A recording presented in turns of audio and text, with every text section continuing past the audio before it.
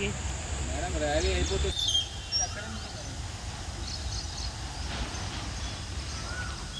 Madam Ambaripeta రావట్లేదు. అక్కడే డ్రైవర్లతో ముచ్చట్లు వేసుకుంటాను.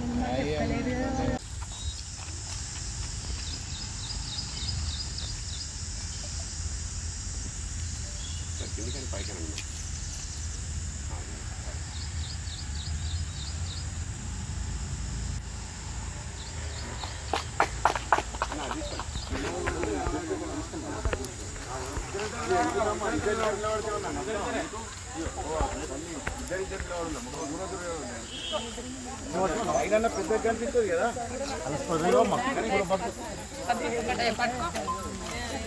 దోమతెరలు వాడాలి, దోమకాటును నివారించాలి.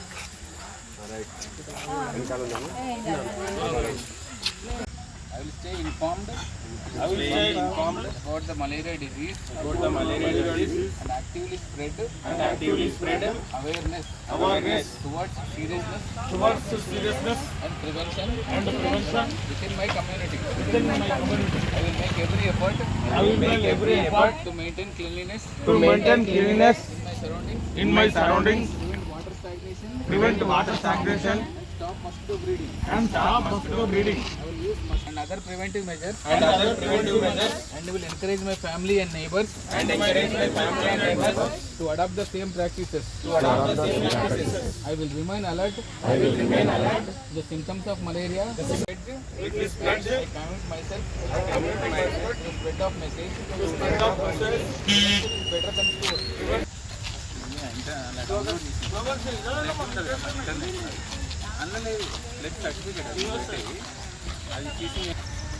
చిన్న దోమ పెను ప్రమాదం, చిన్న దోమ దోమల అంతం మనందరి సొంతం. దోమల అంతం, దోమతెరలు వాడండి, దోమకాటు నివారించండి. దోమతెరలు వాడండి, దోమకాటు నివారించండి. మనందరి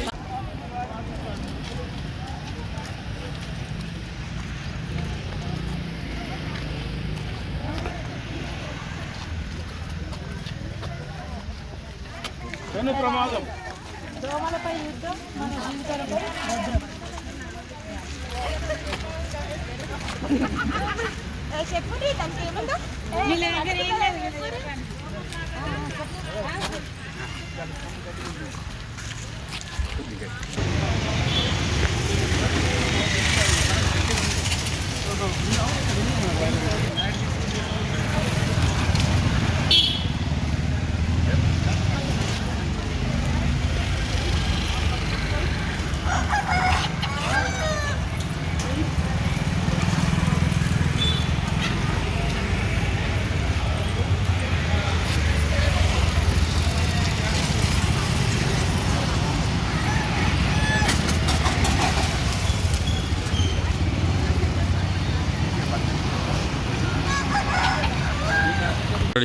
అందరికీ నమస్కారం.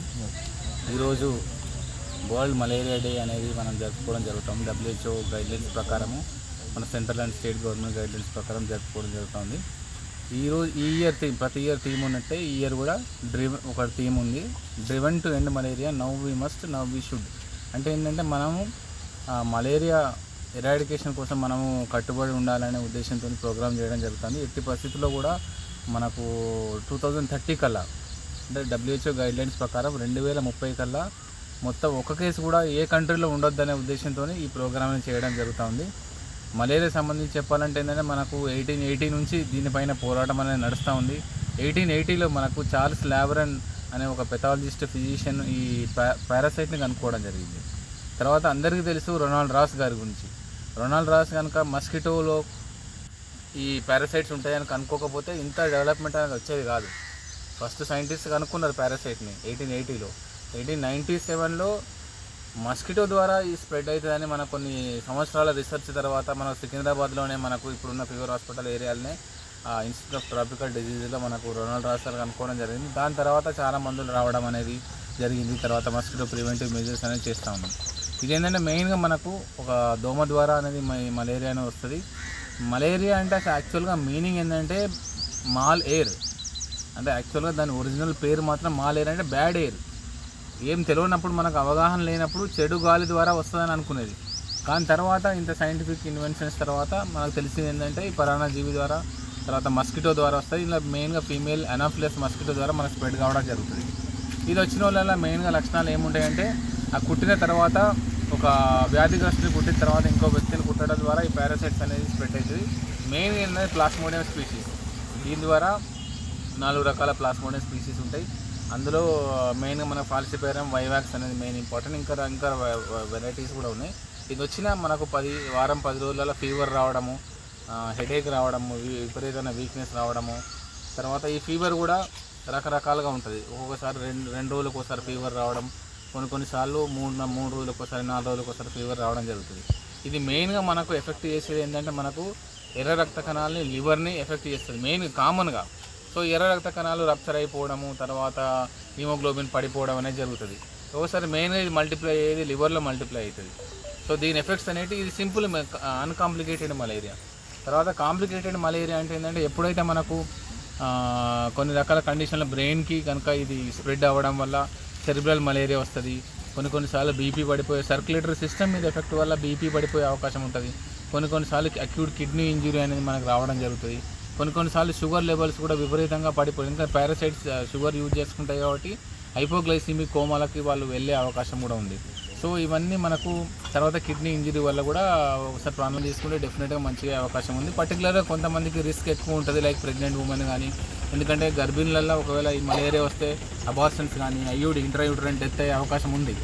సో ఈ ఒకటి ఉంటే కొన్ని కాంప్లికేషన్స్ వల్ల కూడా మనం జాగ్రత్తగా ఉండాలి. కొన్నిసార్లు సెరిబ్రల్ మలేరియా అనే డేంజర్ మలేరియా, కొన్నిసార్లు డిస్సెమినేటెడ్ కోయాగులేషన్ అంటే రక్తం గడ్డగట్టడం అనేది జరిగే అవకాశం ఉంది.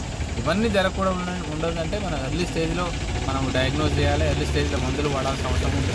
సో ఈ అవేర్నెస్ కోసం అంటే ఈ ప్రోగ్రామ్ అనేది మనకు మోటవాడ యూపీఎస్ నుంచి మనం చేయడం జరిగింది మన డిపార్ట్మెంట్ వాళ్ళతో. సో దీనికి సహకరించిన అవేర్నెస్ ప్రోగ్రామ్ సహకరించినటువంటి పాత్రికేయ మిత్రులందరూ కూడా, ప్రింట్ అండ్ ఎలక్ట్రానిక్ మీడియా అందరూ కూడా ధన్యవాదాలు తెలియజేస్తాను.